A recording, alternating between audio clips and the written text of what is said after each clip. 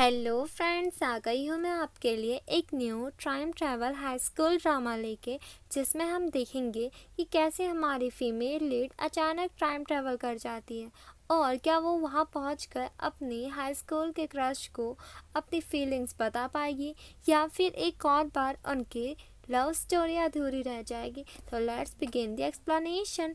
Starting में हम हमारी फीमेल लीड जोंग को देखते हैं, जो कि कह रही होती है कि क्या होगा अगर आप 27 की हो पर आप 17 का महसूस करें। सीन शिफ्ट होता है प्रेजेंट में सोंगशिया पर, जो कि कल अपने इतने सालों के रियूनियन पार्टी की बात कर रही होती है, जिसमें उसके हाई स्कूल के सभी फ्रेंड्स आने वाले थे और वो खुश नहीं थी क्योंकि वहाँ उसका क्रश भी आने वाला था, जिसे वो अपने स्कूल टाइम पर पसंद किया करती थी पर कभी अपनी फीलिंग्स बता नहीं पाई। फिर घर आकर वो अपने कैमरा में वही रिकॉर्डिंग देखने लग जाती है जो वो छुप छुप कर बनाया करती थी। पार्टी का दिन आ जाता है और जहाँ एक लड़की उससे पूछती है कि वॉशरूम कहाँ है, फिर उसे ही अपनी वाइन की क्लास देकर चले जाती है।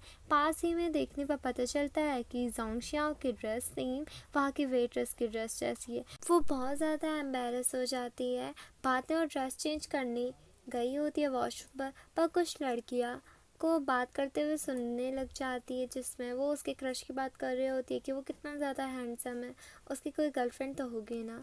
सॉन्ग शायद सुनकर बहुत ज़्यादा सैड हो जाती है और चुपचाप वहाँ से चले जाती है। जब वो अपनी मदर को कॉल करती है कि मैं घर आ रही हूँ, जबकि उसकी गर्लफ्रेंड है तो सही नहीं होगा उसे ये कैमरा देना। तभी उसे पता चलता है कि वो क्लास मॉनिटर को जो गिफ्ट देने वाली थी, वो गिफ्ट उसके कैमरे के साथ बदल गया और बहुत ज़्यादा परेशान हो जाती है। अंदर वो गिफ्ट लेने जाती है और जैसे ही वो ले रही होती है तो वहीं उसी का एक क्लासमेट उसे देख लेता है और फिर उससे रुका कर वो उससे बातें करने लग जाता है और वो अपने क्रश को देखने लग जाती है। बस फिर क्या था, वो उसके हाथ से वो गिफ्ट छीनता है और देखता है कि ये तो तुम्हारा वही कैमरा है ना जिसमें तुम हाई स्कूल की सारी चीज़ें रिकॉर्ड करती थी, और उसे परेशान करने लग जाता है। और उस कैमरा में तो सिर्फ शुयांग की ही सारी वीडियोस थी, तो वो बहुत ज़्यादा डर जाती है और जैसे उसे छीन रही होती है तभी सीन शिफ्ट होता है और वो अपने हाई स्कूल में पहुंच जाती है। सॉन्ग शाओ कंफ्यूज थी कि ये सपना है क्या रियल, और फिर वो कहती है कि अगर ये सपना हुआ तो मैं ये रिग्रेट करूँगी कि इस सपने में मैं ये चीज़ नहीं कर पाई। और वो सीधा शु यांग के सामने जाती है और उसके चीक्स में किस कर देती है।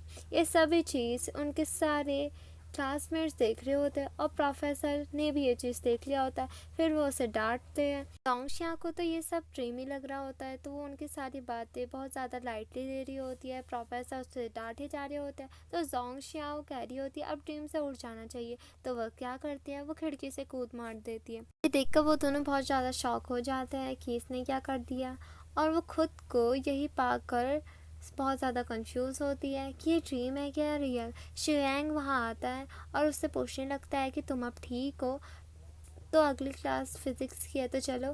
तो जोंग शाओ बहाना बनाने लगती है कि अभी मुझे लेग में बहुत ज़्यादा पेन है तो मैं क्लास नहीं अटेंड कर पाऊँगी। वो भी सब समझ रहा होता है पर वो उससे कुछ नहीं कहता। जोंग शाओ से माफ़ी भी मांग लेती है जो उसने सुबह उसके साथ सब कुछ किया। वो उसे कहती है कि क्या तुम मुझे घर छोड़ने के लिए आ सकते हो।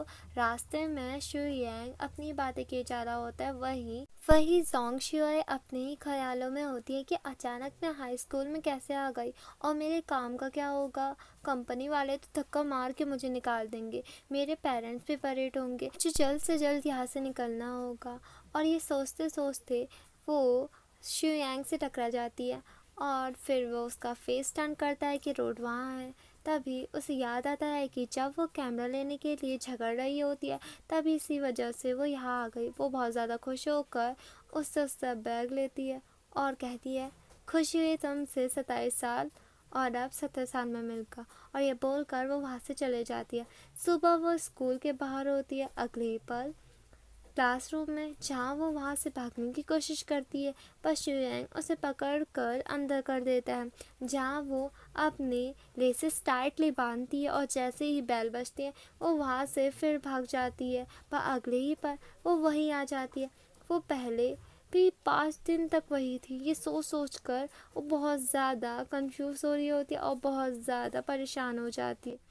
बाद में वो शुएंग के साथ लड़ाई कर रही होती है और एक लड़ाई करते करते वो स्कूल के बाहर आ गई होती है। वो बहुत ज़्यादा खुश होती है कि अब वो भाग सकती है, पर अगले पल वो क्लास में पहुंच जाती है जहाँ टीचर पढ़ा रहे होते हैं। फिर सब चीज़ें रिमाइंड करने के बाद जोंगशा सब लिंक करने लग जाती है कि जब जब शुएंग उसके साथ था तब तक सारी चीज़ें नॉर्मल थी, पर जब जब शुएंग उससे दूर जाता था तो सीन शिफ्ट होते जाते थे।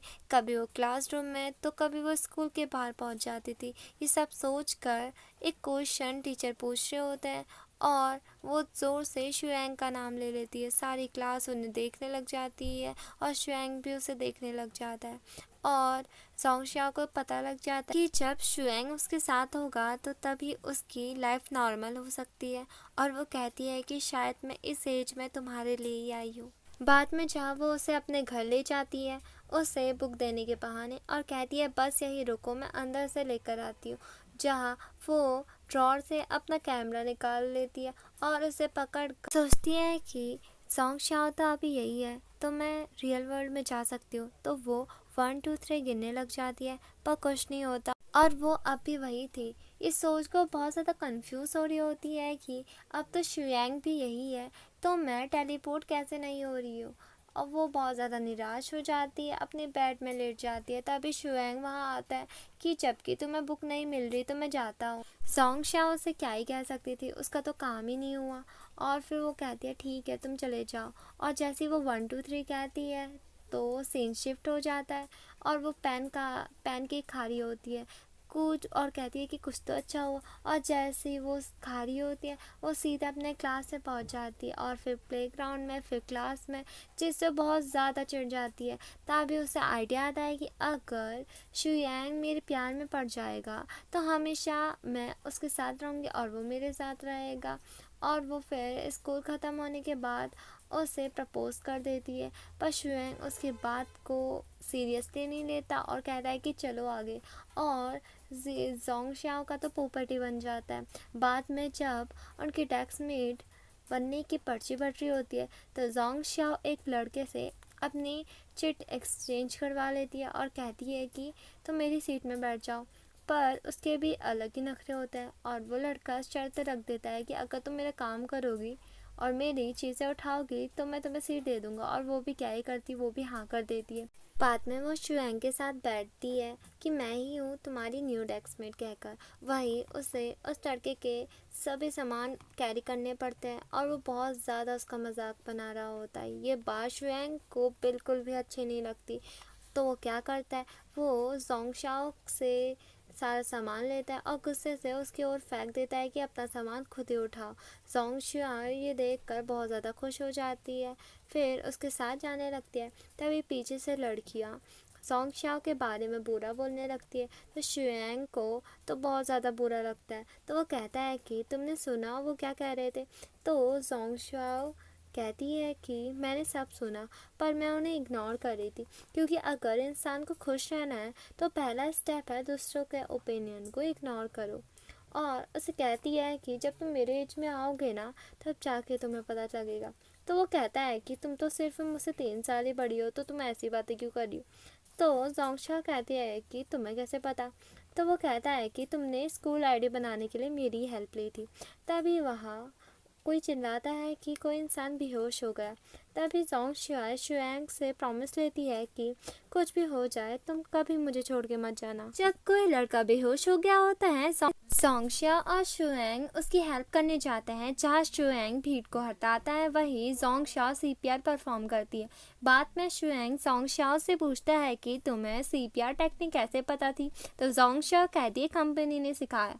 ये सुनकर शुएंग उसकी तरफ देखने लग जाता है तो जोंगशा बात संभालते हुए कहते हैं कि मेरी मम्मी को आता था तो इस वजह से मैं भी सीख गई। बाद में वो दोनों लेक के सामने खड़े होते हैं तो शुएंग पूछता है कि वैसे तुमने मुझे ये क्यों कहा कि मुझे छोड़कर मत जाना। तो जोंगशा उसे कहती है क्योंकि यहाँ जहाँ तुम रहोगे वहीं मैं रह सकती हूँ। बाद में जोंगशा अपना सारा सच उसे बता देती है कि वो फ्यूचर से आई है और वो यहाँ सिर्फ तभी नॉर्मल तरीके से जी सकती है जब वो उसके साथ हो। ये सुनकर शुयांग को उस पर यकीन नहीं होता। वो सब मजाक सोचता है और वहाँ से चले जाता है। जोंग शाओ भी कहती है, कहाँ ऐसी बातों पर कोई यकीन करने वाला है मेरी, और उसके पीछे भाग जाती है कि मैं तो मजाक कर रही थी। बाद में शुयांग कंडीशन रखता है जोंगशाओ के सामने डेस्कमेट बनने की। फर्स्ट ये होती है कि वो एक दूसरे के पास नहीं आएंगे। सेकंड कि तुम मुझे कभी भी ऐसी वियर्ड थिंग्स नहीं कहूँगी जो कि मैं सुनना नहीं चाहता। जोंगशाओ पे चिढ़कर बोलती है कि मुझे भी शौक नहीं है तुम्हारे साथ सेम टेबल पर बैठने का। बाद में खुद ही सोचती है कि कैसे मैं इसे पहले लाइक करती थी और अपनी चीज़ है उसे साइड कर लेती है। नेक्स्ट सीन में मैम पोयम पूछ रही होती है स्टूडेंट से, जहाँ जोंगशाओ अपना मुंह छुपा रही होती है क्योंकि उसे पोयम याद नहीं थी, तो मैम उसी को उठाती है। जोंगशाओ को पोयम तो याद नहीं थी, तो वो शुयांग की बुक से देखने लग जाती है। तो शुयांग क्या करता है, वो बुक बंद कर देता है। जोंगशाओ बहुत ज़्यादा उस पर गुस्सा हो जाती है। बाद में उसे सुनाने जाती है तो वो उसे इग्नोर करके चले जाता है। स्पोर्ट्स के टाइम में भी वो उसे गिरा देता है। तो जोंगशाओ क्या करती है, उसके बैग पर चिट लगा देती है। शुयांग उसे बहुत ज़्यादा गुस्से से देखने लग जाता है और बाद में एग्ज़ाम में उसे चीटिंग चिट पहुंचने नहीं देता है। जोंगशाओ का तो मुंह उस समय देखने लायक था। नेक्स्ट डे शुयांग क्लास में आता है तो उसके कपड़ों पर मिट्टी लगी होती है। जोंगशाओ उसे टिश्यू देती है साफ़ करने के लिए। जैसे ही वो क्लीन करने के लिए उसके पास जाती है तो शुयांग उसे पीछे कर देता है कि मुझे टच मत करो, फिर वहाँ से चले जाता है। जोंगशाओ भी कहती है कि भाड़ में जाओ, मदद की तब भी कोई फ़ायदा नहीं। पता नहीं क्यों मैं पहले इसे इतना लाइक करती थी। वही दिखाते हैं कि शुयांग को किसी ने बहुत फिजिकली अब्यूज़ किया होता है और बाद में जोंगशाओ को शुयांग के फादर मिलते हैं जो कि उसके लिए अम्ब्रेला लाए थे। जोंगशाओ उन्हें क्लासरूम कहाँ है बता देती है, तो शुयांग के फादर उसे अम्ब्रेला दे रहे होते हैं पर वो नहीं लेता। जोंगशाओ को ये चीज़ बहुत ज़्यादा अजीब लगती है।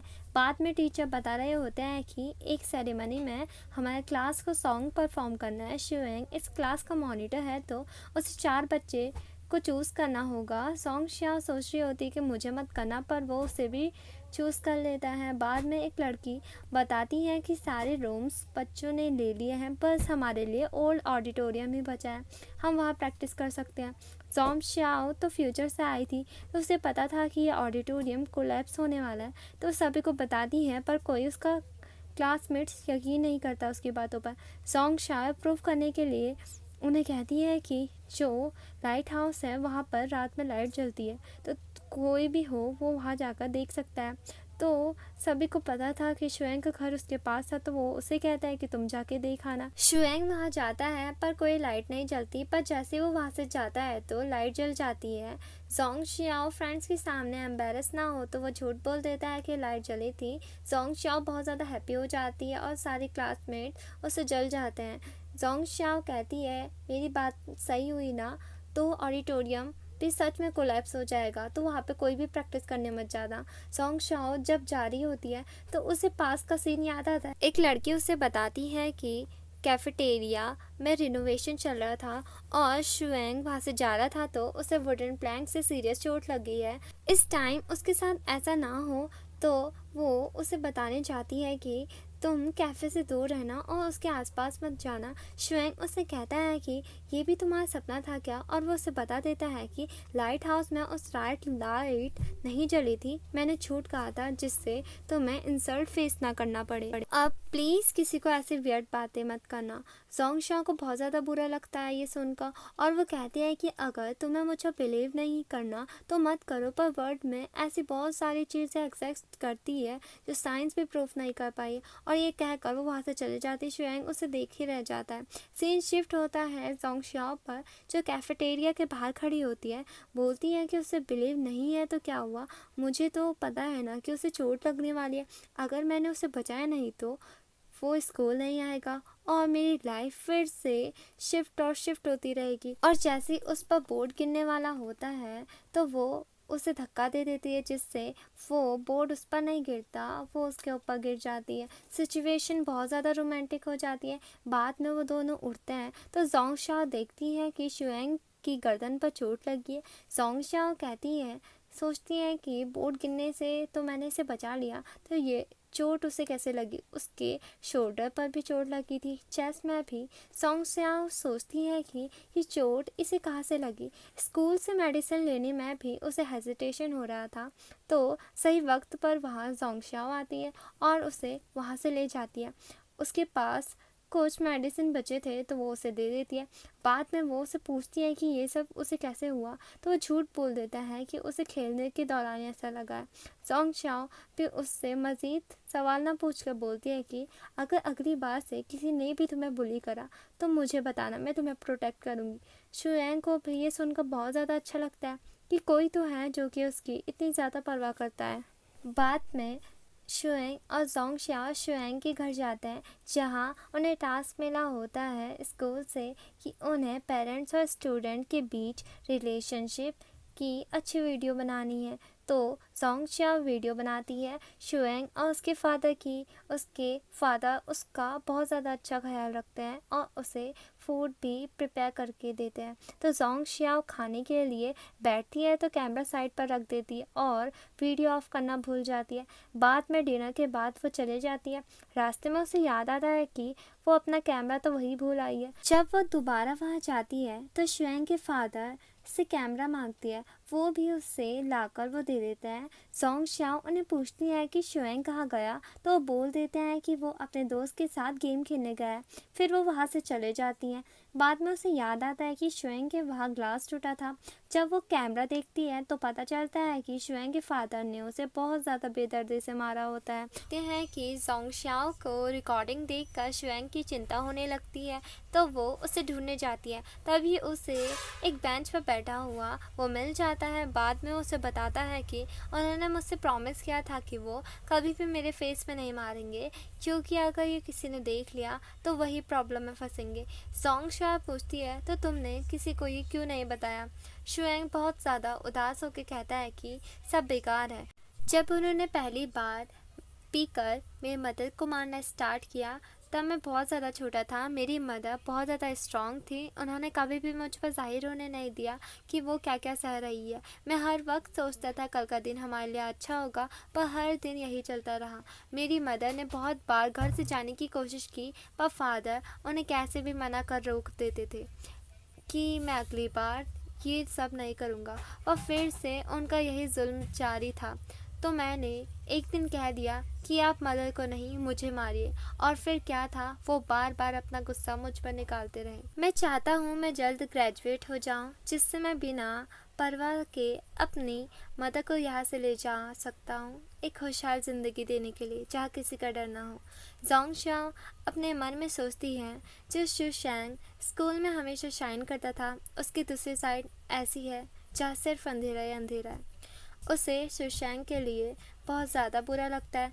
बाद में जब पेरेंट टीचर मीटिंग हो रही होती है तब जोंग स्याओ और शुएंग को पता होता है कि उनके घर से कोई नहीं आने वाला, क्योंकि जोंग स्याओ के पेरेंट्स बिजनेस मीटिंग पर गए होते हैं। वहीं शुएंग को पता था उसकी मदर अपने वर्क पर है। तो तभी टीचर अनाउंस करते हैं कि किसी एक बच्चे के पेरेंट है जो कि उसको सरप्राइज देने के लिए मीटिंग में आए हैं, और वो होते हैं शुएंग के फादर। शुएंग उन्हें देखकर पूरा शॉक बैठा होता है। बाद में वो बहुत अच्छी स्पीच देते हैं फादर और सन के बीच के बॉन्ड की, और शुएंग की बहुत ज़्यादा तारीफ़ करते हैं कि वो बहुत ज़्यादा अच्छा सन है। शुएंग तो ये सुनकर हंसने लगता है कि इन्होंने कभी मुझे अपना सन समझा भी, और जोंग स्याओ भी शुएंग की सिचुएशन समझ रही होती है, तो वो उसका हाथ पकड़ती है। शुएंग उसे देखने लग जाता है, वो उसे फिर कंसोल करती है। बाद में वो दोनों शुएंग की मदद से मिलने जाते हैं। शुएंग और जोंग स्याओ के सपोर्ट से फाइनली शुएंग की मदर उसके फादर को फाइनल गुड बाय और डिवोर्स पेपर पकड़ा देती है। बाद में वो दोनों लेक साइड बैठे होते हैं, जहाँ शुएंग बताता है कि उसके मदर को एक अच्छी जॉब मिल गई है जिसकी प्राइस भी अच्छी है, जो दूसरी सिटी में है। जोंग स्याओ पूछती है कि तुम भी उनके साथ चले जाओगे, तो शुएंग बोलता है नहीं, मेरी मदर ने कहा है कि तुम यहीं से अपनी ग्रेजुएशन पूरी कर सकते हो, और वो मेरे लिए एक घर ढूंढ देंगी। कल मुझे उसे देखने जाना है। इसी के साथ फाइनली शुएंग अब अपनी मिजरेबल लाइफ से आज़ाद होने वाला था। शुएंग फिर सोंग शाओ को उसे इतना सपोर्ट करने के लिए, उसे समझाने के लिए थैंक यू करता है।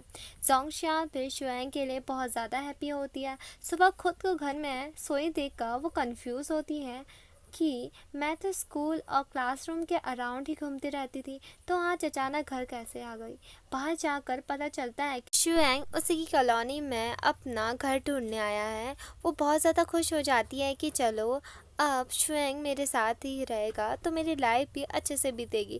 तो वो शुएंग को अपने घर में रहने के लिए ऑफ़र करती है।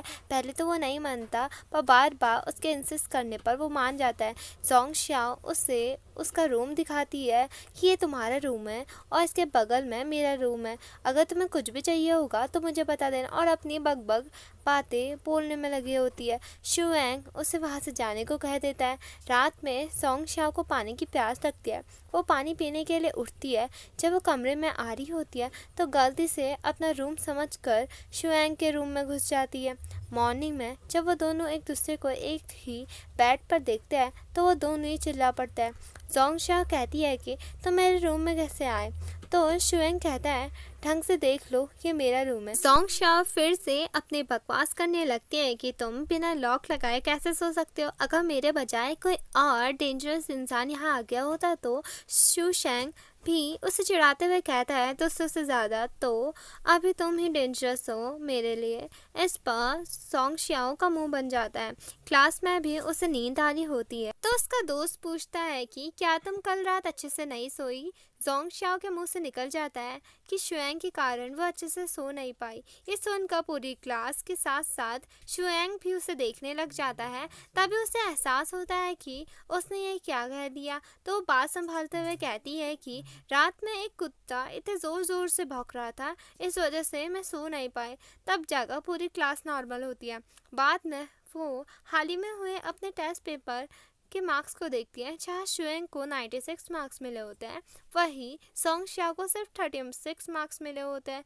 और घर आकर भी वो बहुत ज़्यादा टेंशन में होती है कि वो अपने ग्रेड्स को कैसे अच्छा करे। तभी उसके फादर का उससे कॉल आता है, जो कि बोल रहे होते हैं कि अभी बिजनेस मीटिंग से आने के लिए उनको अभी बहुत ज़्यादा टाइम लगेगा। उससे उसके ग्रेड्स भी पूछते हैं जो कि अच्छे नहीं होते हैं। फिर उसके फादर उसे बोलते हैं कि अगर तुम्हारी रैंक टॉप 10 के अंदर आई तो वो उसकी फेवरेट बैंड की कॉन्सर्ट कि उसे टिकट ला के देंगे। सोंग शाओ ये सुनकर बहुत ज़्यादा हैप्पी हो जाती है और झट से मान जाती है। फिर कहती है फादर क्या टिकट मुझे आप दे सकते हैं। उसके फादर भी इसके लिए मान जाता है। बाद में जब शुएंग आता है, सोंग शाओ उससे पूछती है कि अगर मैं अभी से बहुत ज़्यादा मेहनत करूँ तो मैं टॉप 10 में आ सकती हूँ। तो शुएंग भी कहता है अगर तुम सपना देख रही हो तो हाँ। सोंग शाओ ये सुनकर बहुत ज़्यादा उदास हो जाती है और वह सोचने लगती है कि कैसे मैं फर्स्ट आऊँगी। अभी वैसे उदासपन से पूछती है वैसे अच्छा बताओ लास्ट टाइम कौन फर्स्ट आया था।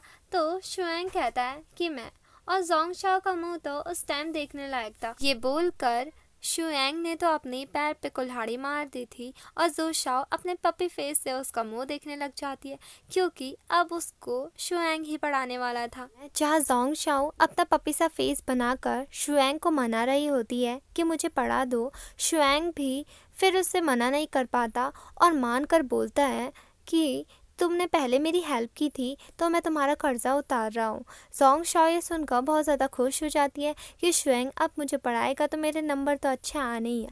बाद में स्कूल में जब शुएंग सोंग शाओ को पढ़ा रहा होता है तो मैंग रैन को बिल्कुल भी अच्छा नहीं लगता, क्योंकि वो शुएंग को बहुत ज़्यादा लाइक करती थी। पहले उसने उससे पूछा था उसे पढ़ाने को, बट उसने उसे उसके मुँह पर ही मना कर दिया था, ये बोलकर कि उसके पास टाइम नहीं है। पर सोंग शाओ को पढ़ाते देखकर उसे बहुत ज़्यादा जेलसी होती है। वही सोंग शाओ इतना ज़्यादा पढ़ कर बोर हो जाती है, क्योंकि उसे कुछ आ ही नहीं रहा होता है। वो मन ही मन सोचती है मैंने तो इतनी मुश्किल से स्कूल पास किया, फिर कॉलेज, अब फिर से मुझे यही पढ़ना पड़ेगा। पता नहीं क्यों मैंने कॉन्सर्ट जाने के लिए टॉप 10 में आने की शर्त रख ली और मान भी ली, और अपने ही सीट पर उदास होकर बैठ जाती है और बाहर आसमान में क्लाउड्स देखने लगती है। शुएंग को भी अच्छा नहीं लगता सोंग शाओ का यू सैड देखकर।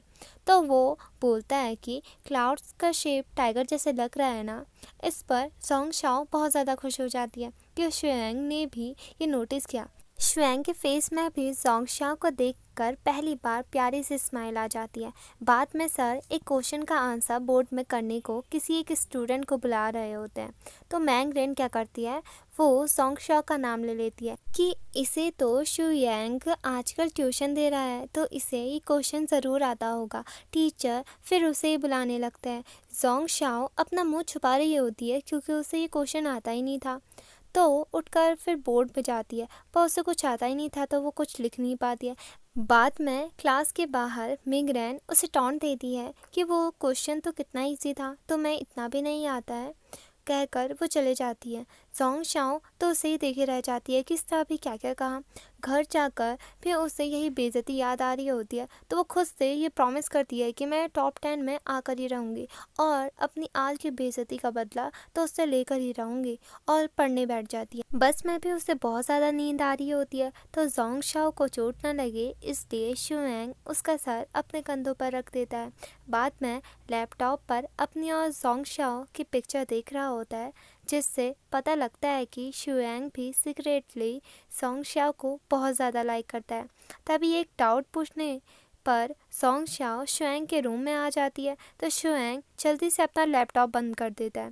जोंगशाओ को तो कुछ और ही लग रहा होता है कि ये कुछ वैसी चीज़ें ही देख रहा होगा, तो वो क्या करती है, वो उसे बहुत ज़्यादा छेड़ने लग जाती है और वहाँ से चले जाती है। शुएंग को तो अपनी सफाई पेश करने का भी मौका नहीं मिलता। ब्रेकफास्ट में भी वो उसे बहुत ज़्यादा छेड़ती है।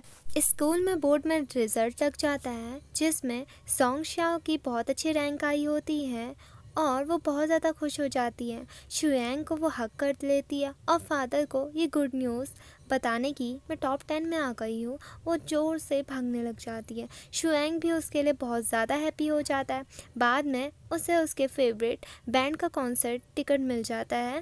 पहले शुएंग उसके साथ जाने के लिए बहुत ज़्यादा नखरे दिखाता है, पर लास्ट में जोंगशाओ उसे मना ही देती है। जोंगशाओ उससे कहती है, देखना कल का दिन बहुत ज़्यादा अच्छा होगा।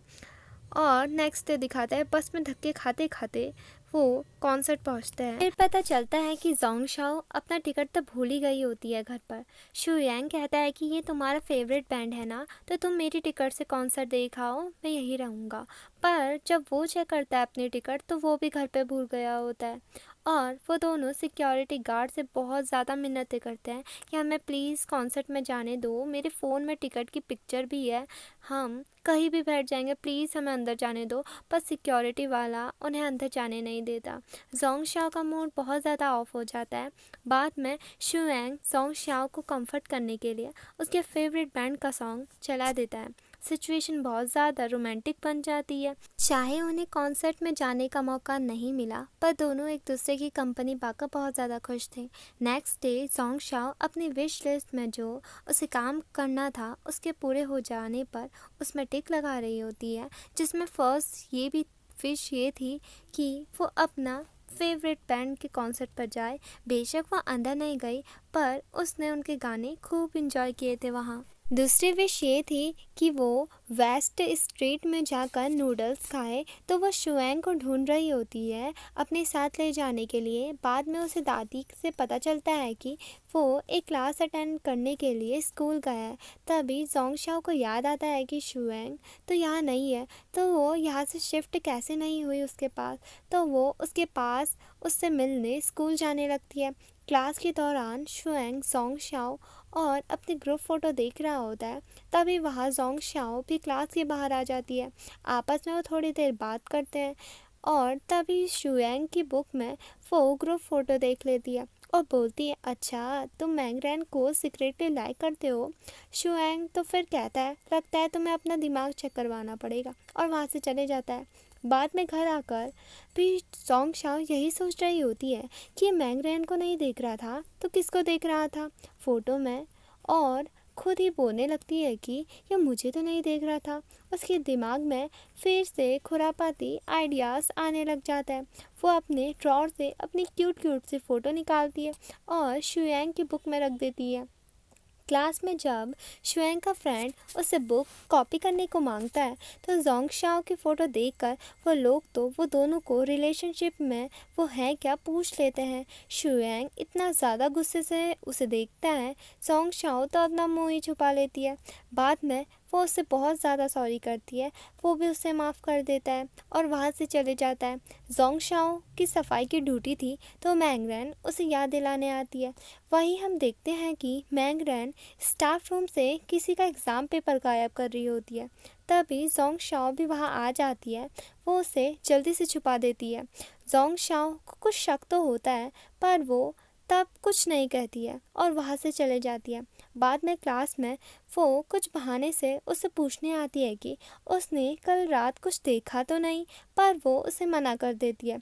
बाद में वो जोंग शाओ को देखकर मुस्कुराने लगती है, शायद उसने उसके लिए कुछ प्लान किया था। जाते वक्त भी शुयांग उसे बताता है कि मैंगरेन तुम्हें आज बहुत अजीब नज़रों से देख रही थी। जोंग शाओ इस बात पर ज़्यादा ध्यान नहीं देती। बाद में वो उसे कहती है कि आज मुझे थोड़ा रुकना पड़ेगा, एक्स्ट्रा क्लास है इस वजह से, तो तुम आगे चले जाओ। शुएंग भी कुछ ज़्यादा नहीं कहता और चले जाता है। जोंग शाओ बहुत ज़्यादा गुस्सा हो जाती है कि ये इतना सिंपली कैसे मान जाता है, मेरे लिए रुक नहीं सकता था क्या। घर जाते वक्त भी वो शुएंग को बहुत ज़्यादा खड़ी खोटी सुना रही होती है। तभी उसे एक मोटी सी लड़की बुली करने आ जाती है। जोंग शाह भी उनसे डरने वाली थोड़ी ना थी, वो भी पुलिस कहकर उन्हें डराने लगती है और पीछे कोई नहीं होता। बाद में वही उसे दीवार पर धक्का मार के परेशान करने लग जाते हैं। तभी उसे याद आता है कि पास में इस हाई स्कूल में एक बॉस था जिससे सब बहुत ज़्यादा डरते थे। क्या नाम था उनका? ब्रदर लिन। फिर वो फेंकने लग जाती है कि तुम्हें पता है कि मैं कौन हूँ, तुम्हारा जो बॉस है ना, इतना ही कहना था। वो मोटी पूछने लग जाती, अच्छा तो तुम्हारा उससे क्या रिलेशनशिप है। तो साथ ही में जोंग शाओ कहने लगती है कि इतना क्लोज रिलेशनशिप है ना कि तुम सोच भी नहीं सकते। तो मोटी कहती है, अच्छा तुम बॉस की गर्लफ्रेंड हो ना। तीनों बहुत ज़्यादा खुश हो जाता है। वहाँ खड़ा खड़ा जो लड़का होता है वो उसे ब्रदर इन लॉ ही कहने लग जाता है। जोंग शाओ भी उनकी मिसअंडरस्टैंडिंग सही नहीं करती। तीनों उसकी बहुत ज़्यादा खातिरदारी करके उसे रिस्पेक्ट से वहाँ से भेज देते हैं कि ये हमारी बॉस की गर्लफ्रेंड है और हमारी होने वाली भाभी भी। वही जोंग शाओ उनसे बचकर भाग रही होती है और कह रही होती है कि अच्छा हुआ मेरी याददाश्त इतनी तेज़ है, वरना वो तीनों तो मेरा कचुम्बर ही बना देते। और फिर सामने से उसको शुएंग भी मिल जाता है। फिर वो दोनों साथ में घर चले जाते हैं। नेक्स्ट डे स्कूल में दो लड़के जोंग शाओ को फिर अपने बॉस के पास ले जाते हैं। जोंग शाओ सोचती है कि ये कौन है और यही है ब्रदर लिन, जिसके नाम से वो उन तीनों को डरा के आई थी। वो जोंग शाओ के पास आता है और कहता है, अच्छा वो तुम ही हो जो मेरी कल ही गर्लफ्रेंड बनी है। वही शुएंग खेलने के बाद पानी पी रहा होता है तो कुछ लड़कियों के आपस में बात करने पर उसे पता लग जाता है कि जोंग शाओ को दो लड़के एक गैंग के बॉस के पास ले गए हैं। तो वो उसके लिए बहुत ज़्यादा परेशान होता है और इसे बचाने के लिए वहाँ से भाग जाता है। वहीं ब्रदर लिन तो जोंग शाओ को उसका एक हफ्ते के लिए छोटा भाई बनने को कहता है। मुझे ये लाइन वैसे समझ में नहीं आई कि उसने ब्रदर बनने को क्यों कहा। अगर आगे के एपिसोड में समझ आ जाएगी तो मैं आपको बता दूंगी। जोंग शाओ तो फिर बहुत ज़्यादा कंफ्यूज हो जाती है कि इसने मुझे ब्रदर बनने को क्यों कहा और वो आपस में ही बात करने लग जाती है अपने अंदर ही अंदर। जो लिन के पंडा होता है वो कहने लग जाता है कि बॉस मुझे तो लगता है इस लड़की का दिमाग खिसका हुआ है। फिर उसका बॉस उन दोनों को बाहर भेज देता है। फिर जोंग शाओ से पूछता है कि तुम्हें क्या मुझसे डर नहीं लगता, तो वो कहती है नहीं। तभी जैसी वो उड़ता है उसके बम पर चोट लग जाती है। जोंग शाओ बहुत ज़्यादा हंसने लगती है। फिर वो उसकी रिक्वेस्ट मान जाती है। तभी वहाँ शुएंग भी आ जाता है। लिन कहता है कि क्या ये तुम्हारी गर्लफ्रेंड है, तो जोंग शाओ उसका मुंह देखने लग जाती है। तो वो कहता है बस हम दोनों साथ रहते हैं। तभी लिन के चमचे उसे बताते हैं कि बाहर बहुत ज़्यादा भीड़ जमा हो गई तो जल्दी बाहर आओ।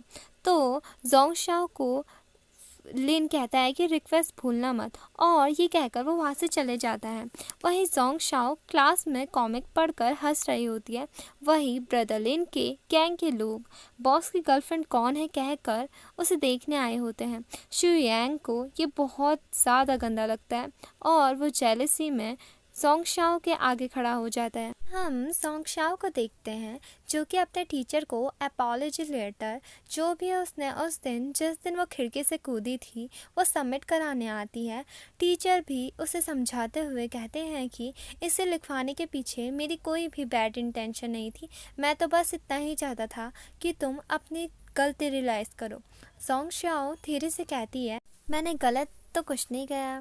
तो टीचर को उसकी बात सुनाई दे जाती है। वो चिल्ला कर कहता है तुम अभी तक नहीं सुधरी, तुम्हारा एक कैसा एटीट्यूड है, तुम भी इस नकारा की ही तरह बनती जा रही हो। तभी वो उसे उसी का लिखा अपॉलॉजी लेटर पढ़ने को बोलते हैं। वो फिर पढ़ने लगती है जहाँ लेटर में दूर दूर तक मुझे माफ़ कर देने की बात तो आती ही नहीं है। उसने तो उसमें अपने क्लासमेट की भर भर की शिकायतें की होती है कि वो अपने क्लासमेट को बहुत ज़्यादा बुली करता है। वो तो फिर उसे कड़ी पनिशमेंट देने को भी सर को बोल देती है। टीचर लेटर सुन के बहुत ज़्यादा भड़क जाता है कि इसने माफ़ी की बात तो कभी की नहीं है और अपने क्लासमेट की भर भर के बुराई कर दी है। तो उसी समय वो उसको डांटने लग जाता है। तो ली शुई जोंग शाओ का सपोर्ट करते हुए कहता है कि उसने पुलिस के खिलाफ खड़े उठकर अच्छा काम तो किया है, और वो तो क्लैपिंग भी करने लग जाता है। टीचर को बहुत ज़्यादा गुस्सा आ जाता है तो वो उन दोनों को पनिशमेंट दे देते हैं कि तुम दोनों कॉरिडोर में खड़े हो जाओ। वही ली शुई तो वहाँ जाकर भी जोंग शाओ की बहुत ज़्यादा तारीफ़ें कर रहा होता है कि मैंने तो तुम्हें क्यूट सोचा था, पर तुम तो बहुत ज़्यादा ब्रेव हो। वही जोंग शाओ तो अभी भी क्लास में होने वाली बुलिंग की ही बात कर रही होती है। फिर कहती है अभी मैंने कुछ नहीं किया। तो वो फाइनल ईयर में भी अपने डेस्कमेट को स्कूल से ड्रॉप के लिए फोर्स करने लगेगा। तो ली शुई कंफ्यूज होकर कहता है कि पर इस स्कूल में तो सबसे सीनियर क्लास में मैं हूँ, तो मैं ये पहले से कैसे पता। तो वो कहती है क्योंकि मैं फ्यूचर से आई हूँ। लिन शुई इस बात को मजाक ही समझता है और बाद में उसे अपने अड्डे पर आइस पहुंचाने को कहता है। बाद में उन दोनों को साथ में देखकर शुयांग को बहुत ज़्यादा जेलसी होती है। वो स्टाफ रूम में जाता है और फिर टीचर को कुछ कह के जोंग शाओ को वहाँ से छुड़ा लेता है। बाद में जोंग शाओ कहती है कि प्लीज़ मेरे लिए रुको ना, और जब वो नहीं रुकता वो अपने पैर मुड़ने को कहकर उसे रोक लेती है और फिर स्माइल करते हुए उससे पूछती है वैसे तुमने टीचर को ऐसा क्या बोला कि वो मान गए मुझे छोड़ने के लिए। तो शू यांग कहता है कि मैंने बस इतना कहा कि जोंग शाओ की मैथ बहुत ख़राब है और अगर उसने क्लास अटेंड नहीं की तो वो फिर से फेल हो जाएगी। जोंग शाओ का इस पर मुँह बन जाता है। फिर वह स्माइल करके कहती है मुझे पता है तुमने ये फिर मुझे प्रोटेक्ट करने के लिए कहा होगा। फिर वह दोनों वहाँ से चले जाते हैं। क्लास में जोंग शाओ नहीं थी तो वो फिर हिम्मत करके अपने फ्रेंड को पूछता है कि अगर कोई लड़की किसी लड़के के साथ बहुत अच्छे से हंस हंस कर बात करे, उसके साथ रहे, वो लड़की उस लड़के की हर बात माने, तो इसे हम क्या कहेंगे। तो उसका फ्रेंड कहता है इसका तो एक ही मतलब है कि जो लड़की है वो उस लड़की के प्यार में पड़ चुके हैं। शू यांग टेंशन में पड़ जाता है क्योंकि वो उस समय जोंग शाओ की बात कर रहा होता है। तो पहले मैं आपको क्लियर कर दूं कि शीलिन ने जोंग शाओ को एक वीक के लिए लिटिल ब्रदर बनने को क्यों कहा। वो इस वजह से जिससे वो उससे अपने छोटे मोटे काम करवा सके। बैक टू स्टोरी, उसका फ्रेंड उसके मज़े लेते हुए कहता है वैसे वो लड़की कौन है। वो भी उसे इग्नोर करके फिर आगे मुड़ जाता है। घर आकर भी उसे इसी बात की टेंशन होती है कि जोंग शाओ शीलिन को पसंद तो नहीं करती है। तभी वो देखता है कि जोंग शाओ बाहर जा रही होती है। शुयांग के पूछने पर वो बताती है कि शीलिन नीचे है तो मैं उससे मिलने जा रही हूँ। इस पर शुयांग का मुंह खुला रह जाता है और वो कहता है कि वो यहाँ तक आ गया। जोंग शाओ शीलिन से कहती है फिर कि तुम इतनी रात यहाँ क्यों आए हो। तो शीलिन उसे एक डिश की फरमाइश कर देता है कि मेरे लिए कल ब्रेकफास्ट में से बना लाना। जोंग शाओ फिर कहती है हाँ हाँ बना लाऊंगी। तो फिर जाने लगता है। जोंग शाओ उसे रोकती है कि इतनी रात में बस तुम इतना ही कहने आए थे, और बोलती है जल्दी जल्दी बताओ क्या बात थी। फिर वो उसे एक ड्रिंक पीने को देता है। जोंग शाओ बहुत ज़्यादा खुश हो जाती है कि यही तो मेरा फेवरेट है, और शीलिन भी स्माइल करके वहाँ से चले जाता है। यही सारा नज़ारा ऊपर से शुयांग भी देख रहा होता है। उसे ये सब देखकर बहुत ज़्यादा जेलसी होती है। क्लास में भी जोंग शाओ शीलिन को उसका ब्रेकफास्ट देने जाती है। शुयांग का दोस्त कहता है तुम्हें नहीं लगता कि आजकल शीलिन और शुयांग बहुत ज़्यादा क्लोज आ गए हैं? अच्छा, कल तुम जिस लड़की की बात कर रहे थे वो जोंग शाओ है ना, जो तुम्हारे नई शीलिन के ज़्यादा करीब है? ये बोलना ही था, शुयांग उसे गुस्से से देखने लग जाता है।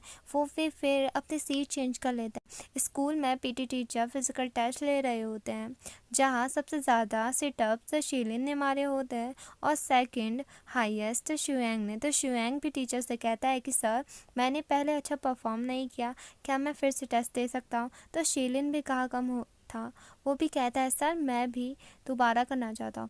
दोनों तो उस वक्त फुल फॉर्म में ही होते हैं एक दूसरे को हराने के लिए। जोंग शाओ बड़ी एक्साइटेड होती है। तब सिट अप से स्टार्ट हो जाता है। कभी शुयांग ज़्यादा मारता है तो कभी शीलिन। जब जब जोंग शाओ कहती है कि ये ज़्यादा मार रहा है तो दूसरा चिढ़कर उसे ज़्यादा मारने लगता था। सारे बच्चे उन दोनों के लिए चेयर करने लगते हैं। तभी शुयांग का फ्रेंड कहता है इन्हें देखकर मुझे ऐसा लग रहा है जैसे जोंग शाओ का करंट बॉयफ्रेंड और एक्स बॉयफ्रेंड सीक्रेटली एक दूसरे से कम्पीट कर रहे हैं। जोंग शाओ ये सुनकर उसे मारने लगती है कि क्या बकवास कर रहे हो। वहीं उन दोनों ने तो न्यू रिकॉर्ड ही बना दिया होता है। शुयांग जब उन दोनों को साथ में देखता है तो उसको बहुत ज़्यादा चिढ़ हो जाती है और फिर बाद में शीलिन जोंग शाओ से बोलता है कि मैंने एक चीज़ डिसाइड किया है, तुम्हें मैं अपने काम नहीं करवाऊंगा, बस तुम्हें मेरी एक रिक्वेस्ट माननी पड़ेगी। तो जोंग शाओ कहती है कि वो क्या है? तो वो कहता है मुझे एक लड़की से डेट करना है, पर मेरे पास कोई डेटिंग एक्सपीरियंस नहीं है। क्या तुम एक दिन के लिए मेरे साथ डेट पर चलोगी? मुझे बस जानना है कि डेट पर होता क्या है। कल अम्यूज़मेंट पार्क में एक इवेंट होने वाला है, क्या वहाँ चले? कैसा रहेगा? तो जोंग शाओ कहती है कि तुमने अभी कहा है कि तुम मुझे डेट पर ले जाना चाहते हो और फिर तुम मुझसे काम नहीं करवाओगे, तुम सीरियस हो ना? तो वो भी हाँ कर देता है। फिर जोंग शाओ भी इसके लिए मान जाती है।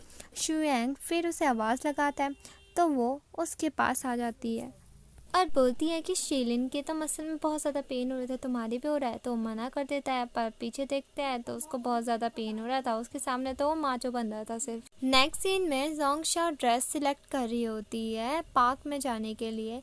तो शुयांग पूछता है कि क्या तुम कल कहीं जा रही हो? तो वो उसे हाँ करती है और बोलती है कि ये स्कर्ट अच्छी है ना? तो शुयांग भी तारीफ़ कर देता है कि हाँ, बहुत अच्छी है। तभी वो पूछता है कि वैसे तुम किसके साथ जा रही हो? जोंग शाओ कहती है शीलिन। इस बार शुयांग को झटका लग जाता है। जोंग शाओ कहती है कि कभी तुम भी चलो ना हमारे साथ। तो वो कहता है नहीं, मुझे एक बुक पढ़नी है, और उस स्कर्ट को जेलसी में अगली कहकर वहाँ से चले जाता है। जोंग शाओ कहती है कि अब इसको क्या हुआ, पहले तो ये अच्छी है कह रहा था। तो वो दूसरी ड्रेस पिक कर लेती है।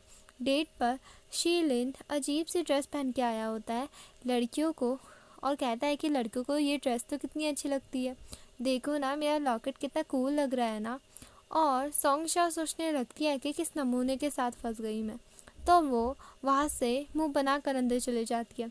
शीलिन फिर अपना लॉकेट अंदर करता है और बोलता है कि मुझे पहले पता कर लेना चाहिए था कि कपड़े कैसे पहनता है, और उसके पीछे अंदर चले जाता है। वह ये सोच कर कि वो दोनों साथ में कितना ज़्यादा फन कर रहे होंगे। शुयांग को पढ़ाई में मन ही नहीं लगता और वो भी पार्क उन पर नज़र रखने के लिए पहुंच जाता है।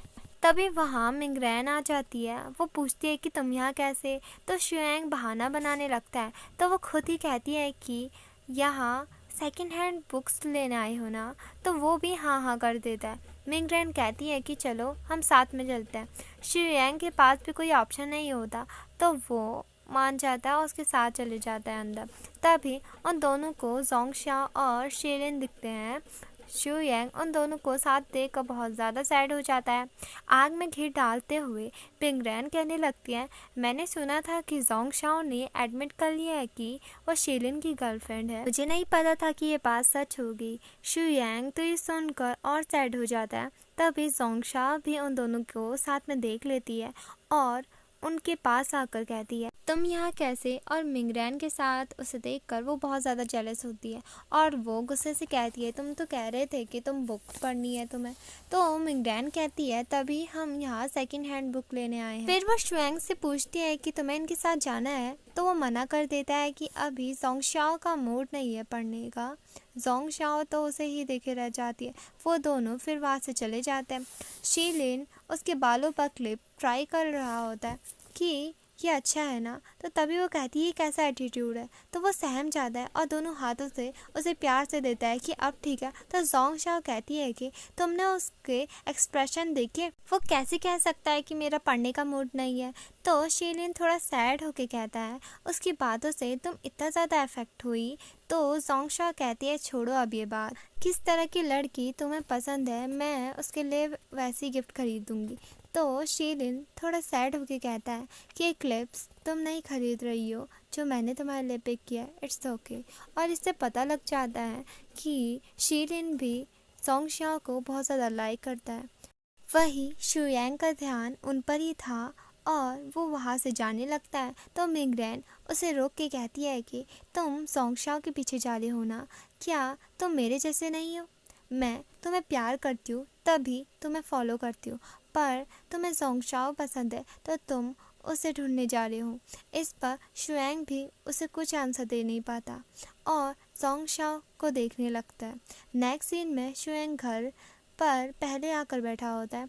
तो जोंगशाओ से फिर वो पूछता है कि तुम इतनी लेट में क्यों आई। तो वो कहने लगती है कि शीलिन ने मुझे बड़े से झूले में दोबारा बैठा दिया था, इस वजह से मैं लेट हो गई। और स्माइल करते हुए उसके पास आती है कि तुम्हें ज़रूरत नहीं है हर वक्त मेरा वेट करने की। तो शुयांग बहाना बनाने लगता है कि मैं तुम्हारा वेट थोड़ी ना कर रहा था, वो तो मेरे कमरे का लैंप टूट गया तो मैं बस उसे ही देख रहा था। जोंगशाओ कहती है कि मुझे नहीं पता था शुयांग तुम्हारे पास सुपर पावर है। और उसकी बुक सीधी करते हुए कहती है कि तुम उल्टा भी पढ़ लेते हो, मुझे तो पता ही नहीं था। शुयांग शर्मिंदा हो जाता है और वहाँ से चले जाता है। सुबह उठकर जब वो अपना ब्रेकफास्ट देखती है तो बहुत ज़्यादा खुश हो जाती है। तब कैलेंडर पर देखने पर उसे याद आता है कि आज तो शुयांग का बर्थडे है। शुयांग उससे इवनिंग का प्लान पूछता है तो वो कहती है कि आज मेरा कोई और प्लान है तो तुम घर अकेले चले जाना। शीलिन के साथ फिर वो चले जाती है।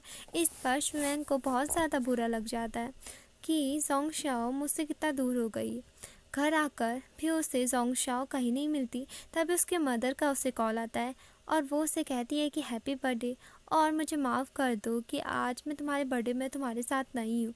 फिर वो उससे पूछती है कि बेटा बर्थडे कैसा जा रहा है। तो वो झूठ कहने लगता है कि बर्थडे मेरे फ्रेंड्स मेरा बहुत अच्छे से सेलिब्रेट कर रहे हैं, मेरे लिए वो केक भी लाए, हमने गेम्स भी खेले। ये कहकर वो बहुत ज़्यादा सैड हो जाता है क्योंकि ऐसा कुछ भी नहीं हुआ था उसके साथ और आज का पूरा दिन उसने अकेले ही काटा था।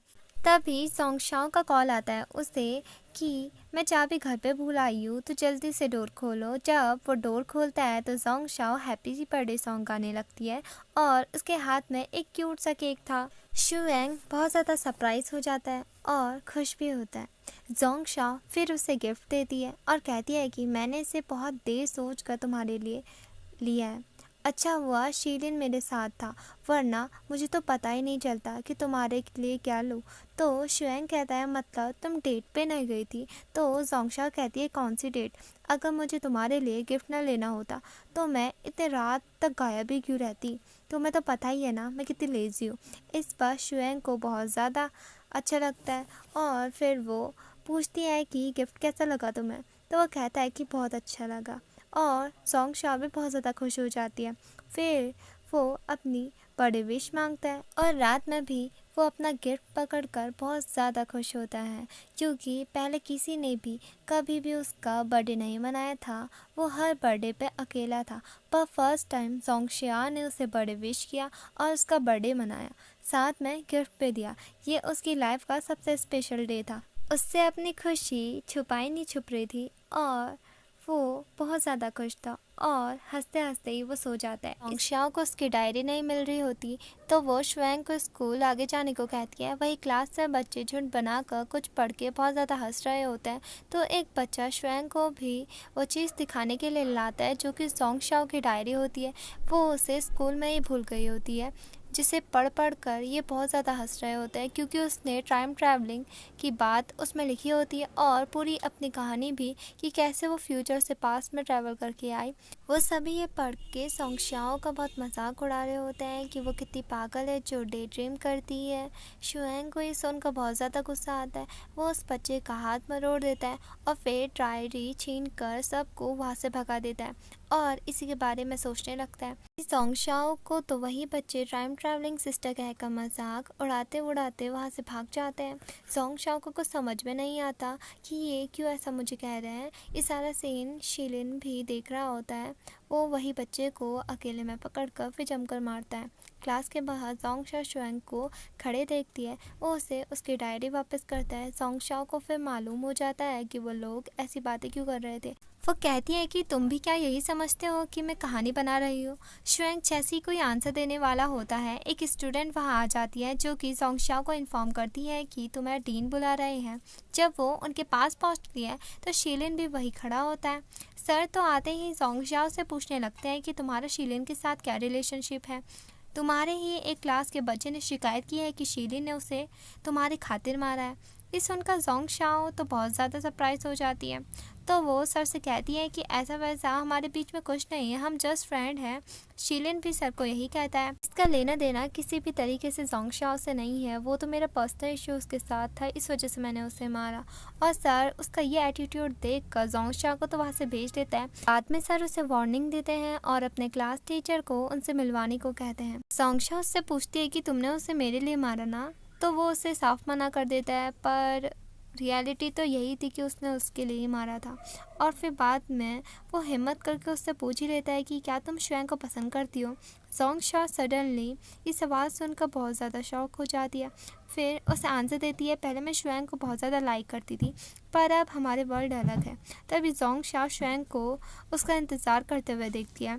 शीलिन भी उसे समझाता है कि जब तक तुम उसे लाइक करोगी तो वो भी तुम्हें लाइक करेगा, तो कभी तुम ऐसे उसे लाइक करना मत छोड़ना। ये कहकर वो उसे लास्ट बाई बोलकर वहाँ से चले जाता है। वो उसे विश करती है कि तुम्हें भी तुम्हारा प्यार मिल जाए। शीलिन ने भी सोंगशाओ पर फाइनली गिव अप कर लिया था। शुएंग फिर सोंगशाओ को टेरेस पे ले जाता है। वहाँ वो उसे कहता है कि तुमने एक बार मुझसे कहा था कि वर्ल्ड में बहुत सी चीज़ों को क्लियरली एक्सप्लेन करना बहुत ज़्यादा डिफ़िकल्ट होता है। ये टाइम ट्रैवल वाली बात भी वैसी है। अगर और कोई कहता तो मैं यकीन नहीं करता, पर वो तुम हो जिसके कारण मैं इन सब पर यकीन करना चाहता हूँ। सोंगशाओ उसे ही देखने लगती है और बहुत ज़्यादा खुश होती है कि एटलीस्ट शुएंग को तो उसकी बातों पर यकीन है। शुएंग पूछता है कि तुम्हें तो अपने वर्ल्ड जाना होगा ना, तो सोंगशाओ कहती है मैंने बहुत बार ट्राई किया पर मैं यहाँ से निकल नहीं पाई। तो शुएंग उसकी हेल्प करने को मान जाता है। क्लास में जब वो जाती है तो सभी बच्चे उसका मजाक उड़ा रहे होते हैं। तभी शुएंग का फ्रेंड न्यूज़ लेके आता है कि ओल्ड ऑडिटोरियम का स्टेज कोलैप्स हो गया है। तो एक लड़की कहती है कि यही भविष्यवाणी तो सोंगशाओ ने 1 महीने पहले कही थी। सभी बच्चे फिर उसके पास दौड़े दौड़े आते हैं कि सिस्टर प्लीज़ हमें हमारा फ्यूचर बताओ। सोंगशाओ भी इतराने लगती है और कहती है कि लाइन में लग जाओ, मैं सबको उसका फ्यूचर बताऊंगी। और इस पर शुएंग बहुत ज़्यादा मुस्कुराने लग जाता है। बाद में वो डिसाइड करते हैं कि ये जहाँ से स्टार्ट हुआ था हम उन जगह जाएंगे। तो जब वो उस जगह जाते हैं जहाँ रियूनियन पार्टी रखी गई होती है, तो उस वक्त उस जगह पे कुछ नहीं बना होता है। सोंगशाओ ये देखकर बहुत ज़्यादा सरप्राइज होती है। वो तो सोचती है कि फ्यूचर में तो ये सिटी का सेंटर कहलाता है और अभी यहाँ कुछ नहीं है। वो तो ये लैंड खरीदने की भी सोचती है, पर शुएंग उसे रियलिटी में लाता है कि ये लैंड तो तुम तभी खरीद सकती हो जब तुम ड्रीम में होगी। और फिर बाद में वो कहता है कि और पार्टी में क्या क्या हुआ था। तो वो कहती है कि मैं वॉशरूम गई थी, वहाँ मैंने सुना कि तुम और मैंगरैन साथ में हो। और शुएंग उसे यकीन दिलवाता है कि ये होना इम्पॉसिबल है। फिर शुएंग को आइडिया आता है कि ये तो कॉकटेल पार्टी होगी, वहाँ ड्रिंक्स भी होगी, तो अल्कोहल से इसका कोई रिलेशन तो नहीं है। फिर वो दोनों मार्केट जाकर ड्रिंक्स बाय करते हैं और जूसेस भी पीकर भी सोंगशाओ को कुछ नहीं हो रहा होता है। और तभी इंटरनेट पर वो टाइम ट्रैवलिंग से रिलेटेड सर्च करती है तो वहाँ लिखा था कि अगर किसी को किस करे तो टाइम ट्रैवल हो सकता है। वो दोनों ही शाय हो जाते हैं। इसी चक्कर में शुएंग सोंगशाओ की ड्रिंक पी लेता है और फिर वो वहाँ सो जाता है। तो वो सोचती है कि एक बार ट्राई करने में हर्जी क्या है। तो वो शुएंग को किस कर लेती है, पर वह कुछ नहीं होता। वो कहती है मुझे पता था कुछ नहीं होगा, और उसे देखकर बहुत ज़्यादा स्माइल करती है। शुएंग भी जब आँख खोलता है तब तक जोंग शाओ सो चुकी होती है। वो उसे उसके बेड में लेकर जाकर सुला देता है, जहाँ वो उसका कैमरा देखता है। उसे स्टार्टिंग का सीन याद आता है कि कैसे जोंग शाओ ने उसे टेप दिया था, तो उसे प्ले करने का वो सोचता है, पर कुछ सोचकर वो उसे वापस रख देता है। स्कूल में वो ये बताता है कि इस टेप का कोई रिलेशन हो सकता है, तो वो उसे ये ट्राई करने को कहता है। जोंग शाओ इतनी जल्दी यहाँ से नहीं जाना चाहती थी। शुएंग का भी मूड बहुत ज़्यादा ऑफ हो जाता है। जोंग शाओ फिर रुक जाती है और कहती है कि अभी मैं रेडी नहीं हूँ, क्या हम कभी और कर सकते हैं, मुझे कुछ और चीज़ें भी यहाँ रहकर करनी है। शुएंग के भी फेस में स्माइल आ जाती है। नेक्स्ट सीन में वो एक स्टोर के पास खड़े होता है, तभी एक कपल उनके आगे खड़ा हो जाता है। जोंग शाओ को बहुत ज़्यादा गुस्सा आता है, वो उनसे झगड़ने लग जाती है। तभी जोंग शाओ के नाक से ब्लड आने लग जाता है। शुएंग उसे टिश्यू देता है। वो कपल ये देखकर वहाँ से भाग जाता है कि हमने कुछ नहीं किया। बाद में जोंग शाओ की तबीयत भी बहुत ज़्यादा ख़राब रहने लग जाती है। जब वो स्कूल में होती है और डांस कर रही होती है, उस वक्त भी वो बेहोश हो जाती है। शुएंग उसे डॉक्टर के पास ले जाता है। वो डॉक्टर कहती हैं कि इसकी कंडीशन कुछ अच्छी नहीं है और इसे रेस्ट की बहुत ज़्यादा ज़रूरत है। जोंग शाओ भी उसे तसल्ली देती है कि शायद शुगर की कमी होगी, इस वजह से मैं बेहोश हो गई। फिर बाद में घर जाकर भी जोंग शाओ की तबीयत बहुत ज़्यादा ख़राब हो रही होती है, उसे बहुत ज़्यादा खांसी हो रही होती है। जोंग शाओ उसे दूध पीने को देता है। फिर जोंग शाओ उससे रिक्वेस्ट करती है कि क्या तुम कल मुझे सनराइज़ दिखाने ले जा सकते हो। फिर वो उसे बीच में सनराइज़ दिखाने ले जाता है। वो बहुत ज़्यादा खुश होती है फर्स्ट टाइम बीच देखकर। फिर तभी उसकी नाक से फिर से ब्लीडिंग स्टार्ट हो जाती है। वो उसे छुपाने की कोशिश करती है, पर शुएंग सब समझ गया था कि सारी चीज़ें क्यों जोंग शाओ के साथ हो रही है, क्योंकि वो इस वर्ल्ड से बिलोंग ही नहीं करती है। वो अपने बैग से फिर कैमरा निकालता है, कैसेट उसमें डालता है। जोंग शाओ कहती है मैंने तो इसे छुपा दिया था ना, क्यों तुम इसे लाए हो यहाँ, ये राइट टाइम नहीं है। तो शुएंग कहता है कि यही बेस्ट टाइम है। फिर वो उसकी रिकॉर्डिंग करने लगता है, जहाँ वो कहता है कि मैं चाहता था कि तुम हमेशा के लिए मेरे पास ही रहो, पर तुम यहाँ नहीं रह सकती। मैं चाहता हूँ कि तुम फ्यूचर में खुश रहो, एंजॉय करो, डिलीशियस फूड खाओ और अपनी लाइफ सही से जियो। मैं प्रॉमिस करता हूँ मैं तुम्हें ढूंढ लूँगा। और ये बात मैं फिर कहना चाहता हूँ, जोंग शाओ मैं तुम्हें बहुत लाइक करता हूँ। और ये सीन बहुत ज़्यादा इमोशनल था। सीन शिफ्ट होता है प्रेजेंट में, वहीं से जब जोंग शाओ अपने घर आई होती है। विश्वास नहीं होता है कि वो रियल था या ड्रीम। डेट देखने पर पता चलता है कि वो रियूनियन पार्टी के जस्ट एक दिन पहले आई है। वो अपना टीवी पकड़ के कहती है कि क्या वो ड्रीम था। उसकी फ्रेंड कहती है कि स्माइल क्यों नहीं कर रही हो तुम, क्या हुआ। तो वो ठीक है कहती है। तभी उसकी फ्रेंड वेट्रेस के कपड़े जोंग शाओ के कपड़े सेम देखकर शॉक होती है। ये सीन रिपीट हो रहे देखकर जोंग शाओ सोचने लगती है कि ये ड्रीम नहीं था। जब वो अंदर जाती है तब अपने फ्रेंड से शुएंग के बारे में पूछती है, पर उन्हें भी नहीं पता था कि शुएंग आएगा भी या नहीं। कॉल भी वो पिक नहीं कर रहा था। वो पूरी सैड हो जाती है और वहाँ से चले जाती है। वहाँ से वो बीच पर जाती है जहाँ शुएंग उसे सनराइज़ दिखाने ले गया था। उसे शुएंग के साथ बिताए सारे मोमेंट्स याद आ रहे होते हैं। वो रोते हुए कहती है कि तुमको मुझ पर बिलीव है, तुम मुझे लाइक करते हो, ये सब तुमने मुझे कहा था, ये सब झूठ था ना।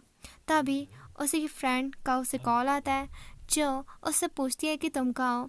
मैंने सुना कि किसी ने शुएंग को डोर के पास देखा है, मतलब वो आ रहा है, तो तुम भी जल्दी आ जाओ। ये सुनकर जोंग शाओ जैसे ही पीछे मुड़ती है, शुएंग उसके पीछे खड़ा होता है। वो उसे देखकर पूरी शॉक खड़ी होती है। वो उसके पास आता है और कहता है कि मुझे याद है किसी ने मुझे कहा था कम से कम मुझे किस तो दे दो। बात जोंग शाओ ने कही थी उसे ये। जोंग शाओ ने उसे ये बात तब कही थी जब उसने शुएंग को स्कूल में किस किया था, और उसने मेडिकल रूम में उसे कहा था कि तुम भी कंपनसेशन के तौर पर मुझे किस कर लो। शुएंग कहता है क्या ये अभी काउंट हो सकता है। जोंग शाओ बहुत ज़्यादा खुश हो जाती है। फिर शुएंग जोंग शाओ को किस करता है। इसी हैप्पी मोमेंट्स के साथ इस फिर से ड्रामे का यही एंड होता है। होप आप सबको ये स्टोरी बहुत अच्छी लगेगी। मिलते हैं अब एक न्यू रोमांटिक से ड्रामा के साथ। तब तक के लिए प्लीज़ लाइक कीजिए, शेयर कीजिए and subscribe my channel. Thank you.